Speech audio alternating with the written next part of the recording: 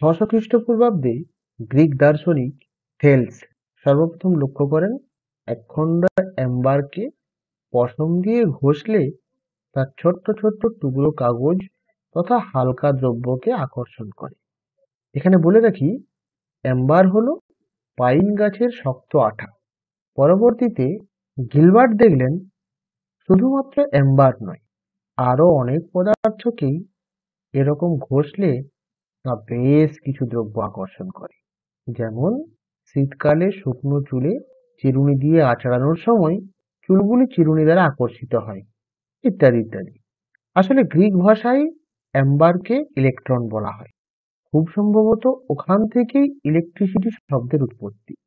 ঘর্ষণের ফলে যে বস্তুটি অন্য বস্তুকে আকর্ষণ করার ক্ষমতা লাভ করলো তাকে তড়িতাহিত বস্তু বলব, বা ইলেকট্রিক্যালি চার্জড বডি বা ইলেকট্রিফাইড বডি বলা হয়। তবে মনে রাখতে হবে, ঘর্ষণের ফলে উৎপন্ন তড়িৎ যেহেতু ওই স্থানেই আবদ্ধ থাকে, তাই একে স্ট্যাটিক ইলেকট্রিসিটি বা ফ্রিকশনাল স্ট্যাটিক ইলেকট্রিসিটিও বলা হয়। এবার আসি তড়িতাধান কি জিনিস। পদার্থের যে ধর্মের জন্য তড়িৎ বল সৃষ্টি হয় বা ক্রিয়া করে তাকে তড়িতাধান বলে। এটা একটা পরিমাপযোগ্য ভৌত রাশি। এটা আসলে একটা স্কেলার রাশি। এসআই পদ্ধতিতে এর একক কুলম্ব এবং সিজিএস পদ্ধতিতে স্ট্যাট কুলম্ব বা ইএসইউ ইলেকট্রোস্ট্যাট ইউনিট। এর মাত্রা I/T। তো এই তড়িৎ আধান দুই প্রকারের হতে পারে, পজিটিভ এবং নেগেটিভ। আর এই বিভাজনটি বেঞ্জামিন ফ্রাঙ্কলিন পরীক্ষামূলকভাবে সর্বপ্রথম প্রমাণ করেন। এই পরীক্ষাটা তোমরা সকল স্ট্যান্ডার্ড বইয়েই পেয়ে যাবে, একবার অবশ্যই দেখে নেবে। স্থির তড়িৎ শ্রেণী, যে শ্রেণী থেকে বলা যায় ঘর্ষণের ফলে সৃষ্ট তড়িতাধান কোন জাতীয় হবে। এই শ্রেণীর নিচের বস্তুর সাথে উপরের বস্তুটিকে ঘর্ষণ করলে নিচের বস্তুটি ঋণাত্মক আধানে আহিত হয় এবং উপরেরটি ধনাত্মক আহিত হয়। যেমন মনে করো, এই শ্রেণীতে 1 নম্বরে রয়েছে পশম, 2 নম্বরে রয়েছে কাঁচ। পশম এবং কাঁচের ঘর্ষণে পশমটি হবে পজিটিভ, কাঁচ হবে নেগেটিভ। আবার দেখো, কাঁচ আছে 2 নম্বরে, ঠিক আছে? তো এবনাইট আছে 8 নম্বরে।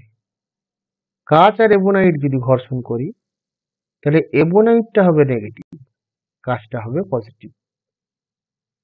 আবার গালা আর অ্যাম্বার, গালা আছে 9 নম্বরে, অ্যাম্বার আছে 10 নম্বরে। তাহলে এক্ষেত্রে ঘর্ষণ করলে গালা হবে পজিটিভ, অ্যাম্বার হবে নেগেটিভ। একটা অনাহিত বা যাতে আধান নেই সেই রকমের বস্তুকেও আহিত বস্তু আকর্ষণ করে, এবং একটি বিপরীত আধানে আহিত বস্তুকেও কিন্তু একটা আহিত বস্তু আকর্ষণ করে। তাহলে একটা বস্তুকে একটি আহিত বস্তু আকর্ষণ করলে দুটো সিদ্ধান্তে আসা যায়। বস্তুটি বিপরীত আধানে আহিত হতে পারে, আবার বস্তুটি অনাহিতও হতে পারে। যদি আহিত বস্তুটাকে একটি বস্তুর কাছে আনা হলো এবং তাদের মধ্যে বিকর্ষণ বল কাজ করে, তাহলে নিশ্চিতভাবে বলা যায় কাছাকাছি আনা দুটি বস্তু সম আধানে আহিত। তাই বলা হয় আকর্ষণ অপেক্ষা বিকর্ষণই তড়িৎগ্রস্ততার চূড়ান্ত প্রমাণ।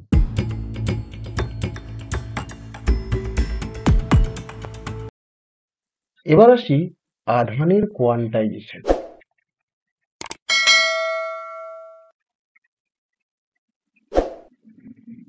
আসলে আগেকার দিনে মনে করা হতো কোনো বস্তুতে আধান নিরবিচ্ছিন্নভাবে বৃদ্ধি করা যায়। বিজ্ঞানী মিলিকান তার অয়েল এক্সপেরিমেন্ট থেকে সিদ্ধান্তে আসেন যে কোনো বস্তুতে মোট আধান একটি ন্যূনতম আধানের পূর্ণ গুণিতক হয়। আহিত বস্তুর এই আধানকে যদি আমি কিউ দিয়ে লিখে থাকি, তাহলে কিউ সমান হয়ে যায় কত? n/e, যেখানে nটা হলো কি আমাদের একটা পূর্ণ সংখ্যা, আর ইটা কি হলো? ইটা হলো ইলেকট্রনের আধান, যেটাকে আমরা ন্যূনতম আধান হিসাবে গণ্য করি। এই ই এর মান কত হয়ে যায়? 1.6 × 10⁻⁻19 কুলম্ব। এখানে একটা বিষয় কিন্তু খুব লক্ষণীয়, সেটা হচ্ছে একটা ইলেকট্রনের আধান এবং একটা প্রোটনের আধান সর্বদাই সমান এবং বিপরীত। অর্থাৎ ইলেকট্রনের আধানটাতে এখানে একটা মাইনাস চিহ্ন থাকে, আর প্রোটনের আধানটাতে এটা প্লাস চিহ্ন। আর একটা পরমাণুতে যতগুলো ইলেকট্রন থাকে ততগুলোই প্রোটন থাকে। ঠিক এই কারণে একটা পরমাণু নিস্তড়িত হয়।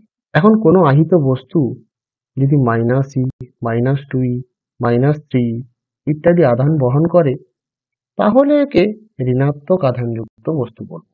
অর্থাৎ একটা বস্তু রয়েছে, ওর এটাতে -2 আছে। -2 আছে মানে কি, এর ভেতরে দুটো ইলেকট্রন বাড়তি আছে। আর কোনো একটা বস্তু বা কোনো একটা পরমাণুর আধান যদি +2e হয়, তার মানে কি, এতে দুটো ইলেকট্রনের ঘাটতি আছে। এবার আসছি আধানের সংরক্ষণ। দেখো, ক্লাসিক্যাল মেকানিক্স বা বলবিদ্যা থেকে আমরা কি জানি, বাহ্যিক বল ক্রিয়া না করলে কোনো আইসোলেটেড সংস্থা বা বিচ্ছিন্ন সংস্থার মোট রৈখিক ভরবেগ সংরক্ষিত থাকে। আধানের ক্ষেত্রেও এরকমই সংরক্ষণ সূত্র প্রযোজ্য, যেটাকে আমরা কি বলবো, আধান সংরক্ষণ সূত্র। এখানে কি বলা হচ্ছে, কোনো বিচ্ছিন্ন সংস্থা বা কোনো একটা আইসোলেটেড বডির মোট আধান সর্বদা ধ্রুবক থাকে। অর্থাৎ আধান, ধরো এই বস্তুটাতে 5টা এরকম প্লাস আছে, ঠিক আছে, আর 5টা মাইনাস আছে। তো এই বস্তুটার এরকম হতে পারে, 5টা আধান এদিকে হয়ে যেতে পারে, 5টা এদিকে হয়ে যেতে পারে, কিন্তু এর মোট আধান সর্বদাই ধ্রুবক হয়। কেন হয় না, আধানকে ধ্বংস বা সৃষ্টি করা যায় না। আচ্ছা, এই সিমুলেশনটার মাধ্যমে আমরা বিষয়টা একটু দেখে নেব।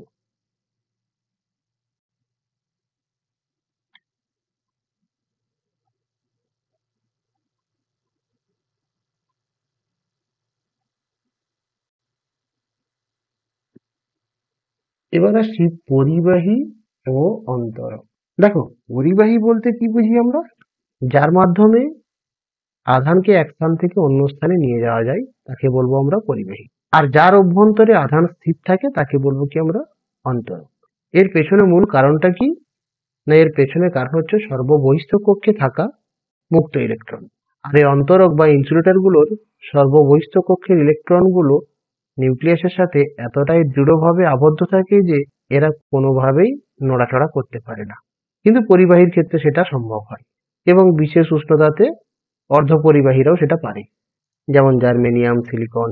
তো এই পরিবাহী এবং অন্তরকের যে ইলেকট্রন তত্ত্ব, সেটাকে একটু ব্যাখ্যা করি। তো আমাদের জানা দরকার মুক্ত ইলেকট্রনটা কি জিনিস। একটা পরিবাহীর সর্ববহিস্থ কক্ষে যে ইলেকট্রনটা থাকে, ঠিক আছে, সেটা কটা থাকতে পারে, একটা, দুটো কি তিনটা। এই ইলেকট্রনগুলো অনায়াসে এক স্থান থেকে অন্য স্থানে বা একটা পরমাণু থেকে অন্য পরমাণুতে যেতে পারে। তার জন্যই এদেরকে মুক্ত ইলেকট্রন বলা হয়। যেমন মনে করে একটা ক্লাসরুমের সব থেকে শেষ বেঞ্চের ছাত্রছাত্রীদের উপর শিক্ষক মহাশয়ের প্রভাব কম থাকে। তো ফিজিক্স ক্লাসে তারা বায়োলজিও পড়তে পারে, বাংলাও পড়তে পারে। এখন তারা ওই ক্লাসরুমটার থেকে বেরিয়ে যেতে পারে, কিন্তু ক্লাসরুমটার ভেতরে থেকে নিজেদের মতো ক্রিয়াকলাপ চালিয়ে যেতে, অর্থাৎ they are assume to be free, not exactly. সেই রকম সর্ববহিস্থ কক্ষের ইলেকট্রন গুলো পরমাণুর বহিস্থ কক্ষ থেকে বেরিয়ে ঝাঁপিয়ে বাইরে চলে যেতে পারে। তারা ওখানে থেকে অন্য একটা কোনো পাশাপাশি পরমাণুর বহিস্থ কক্ষে যেতে পারে। যখন যাবে তখন ওই বহিস্থ কক্ষে অন্য পরমাণু থেকে একটা ইলেকট্রন চলে আসবে। এইভাবে প্রসেসটা চলে। আচ্ছা, তড়িৎ আবেশ বা ইলেকট্রোস্ট্যাটিক ইন্ডাকশন। ইন্ডাকশনটা কি জিনিস, একটা বস্তুর কাছে আর একটা বস্তুকে আনলে এই বস্তুটার উপস্থিতি একে প্রভাবিত করে। এই যে প্রভাবিত হওয়াটা, এটাকে কি বলবো আমরা, ইন্ডাকশন। কোনো একটা, এখানে তড়িতের ক্ষেত্রে কি বলবো আমরা, আহিত বস্তুর উপস্থিতিতে প্রত্যক্ষ সংস্পর্শ ব্যতি রেখে কোনো বস্তুতে তড়িৎ সঞ্চারিত হওয়ার ঘটনাকে বলবো আমরা কি, বৈদ্যুতিক আবেশ। তো এই সিমুলেশনটা দেখো, আশা করছি তোমরা ইন্ডাকশনটা ভালো করে বুঝতে পারবে। আচ্ছা, এখানে একটা কথা বলে রাখি, এই যে ইন্ডাকশনের ফলে যে আধানগুলো উৎপন্ন হলো, এই আধানগুলো কিন্তু বাউন্ড চার্জ। অর্থাৎ আবেশী আধানের উপস্থিতিতে আহিত বস্তুর নিকটবর্তী প্রান্তে যে বিপরীত আধান আবিষ্ট হয় তাকে বদ্ধ আধান বলে। আর আবেশের ফলে পরিবাহীর দূরবর্তী প্রান্তে আবিষ্ট আধানকে মুক্ত আধান বলে। তাই পরিবাহীতে স্পর্শ করলে মুক্ত আধান ভূমিতে স্থানান্তরিত হয়। এখন আবেশী আধানকে সরিয়ে নিলে সঙ্গে সঙ্গে বদ্ধ আধান পরিবাহী সর্বত্র ছড়িয়ে যাবে। আচ্ছা, বৈদ্যুতিক আবেশ আমরা মূলত দু রকমের চার্জ পাই। একটা হচ্ছে কি বাউন্ড চার্জ, আর একটা কি আমাদের ফ্রি চার্জ। এই বাউন্ড চার্জ আর ফ্রি চার্জ জিনিসটা কি? দেখো, বাউন্ড চার্জ জিনিসটা হচ্ছে কি আবেশী আধানের উপস্থিতিতে আহিত বস্তুর নিকটবর্তী প্রান্তে যে বিপরীত আধান আবিষ্ট হয় তাকে কি বলবো আমরা? বদ্ধ আধান। কারণ এই আধানকে আবেশী আধান আকর্ষণ করে, কিন্তু দূরবর্তী প্রান্তের আবিষ্ট আধান এবং আবেশী আধানের মধ্যে বিকর্ষণ হয়, তাই এই আধান দূরে সরে যেতে চায়। অন্যদিকে মুক্ত আধান কি? আবেশের ফলে পরিবাহীর দূরবর্তী প্রান্তের আবিষ্ট আধানগুলিকে আমরা মুক্ত আধান বলি। তাই পরিবাহীতে হাত দিয়ে স্পর্শ করলে মুক্ত আধান সহজেই ভূমিতে স্থানান্তরিত হয়। এখন আবেশী আধানকে সরিয়ে নিলে সঙ্গে সঙ্গে বদ্ধ আধান পরিবাহীর সর্বত্র ছড়িয়ে পড়ে। এবার আসছে আকর্ষণের পূর্বে আবেশ। একটি অনাহিত বস্তুকে কোনো তড়িৎগ্রস্ত বস্তুর কাছে আনলে এদের মধ্যে আকর্ষণ হয়, এর কারণ তড়িতাবেশ। এক্ষেত্রে আহিত বস্তুর উপস্থিতিতে অনাহিত বস্তুর নিকটবর্তী প্রান্তে বিপরীতধর্মী আধান এবং দূরবর্তী প্রান্তে সমজাতীয় আধান সৃষ্টি হয়। আবেশী আধান এবং নিকটবর্তী প্রান্তে আবিষ্ট আধান এর ফলে তড়িতায়িত বস্তু নিস্তড়িত বস্তুকে আকর্ষণ করে। এই কারণে বলা হয় আকর্ষণের আগে আবেশ। এবার আসি আধান কেবলমাত্র পরিবাহীর বহিঃপৃষ্ঠে অবস্থান করে। এটা মূলত ফ্যারাডের পরীক্ষাজাল এবং বায়ের পরীক্ষা থেকে এই বিষয়টাকে আমরা সুনিশ্চিতভাবে জানতে পারি। ফ্যারাডের প্রজাপতি জালের পরীক্ষা এবং বায়ের পরীক্ষাটা আমি তোমাদেরকে টেক্সট বুক থেকে পড়ার জন্য অনুরোধ করছি। আধানের তলমাত্রিক ঘনত্ব।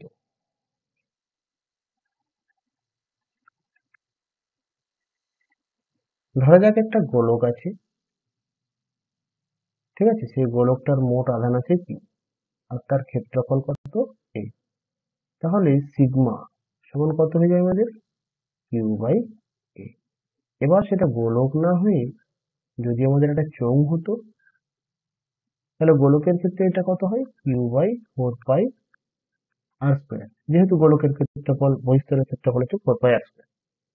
এবার চোঙের ক্ষেত্রে এটা কত হয়ে যেত? কিউ বাই এ, মানে কিউ বাই চোঙের বহিঃপৃষ্ঠ ক্ষেত্রফল কত? 2 পাই আর এইচ। ঠিক আছে, এই জিনিসটাকে কি বলবো আমরা? তলমাত্রিক ঘনত্ব। দেখো, এখানে ছবিতে দেখিয়েছি এবিসি তিনটি আহিত পরিবাহী এবং তাদের আধান বন্টন কেমন হবে সেটাই দেখতে চাইছি।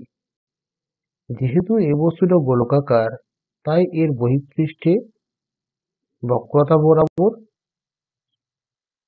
সর্বত্র এর আধানের ডিস্ট্রিবিউশনটা সমান হবে, তাই তো? অর্থাৎ এটা একটা সুষমভাবে আহিত হবে। অন্যদিকে দেখো, বি এবং সি এর সকল পৃষ্ঠগুলোর বক্রতা কিন্তু সমান নয়, তাই তো? সেই জন্য বি এবং সি এর কিন্তু সুষম বন্টন হবে না। যে যে স্থানে বক্রতা বেশি সেই সেই স্থানে এদের আধানও বেশি। যেমন মনে করে এই সূচি মুখটাতে এর বক্রতা বেশি, তার জন্য এর আধান অনেক বেশি। এর এই জায়গাতে বক্রতা বেশি, তাই আধান বেশি।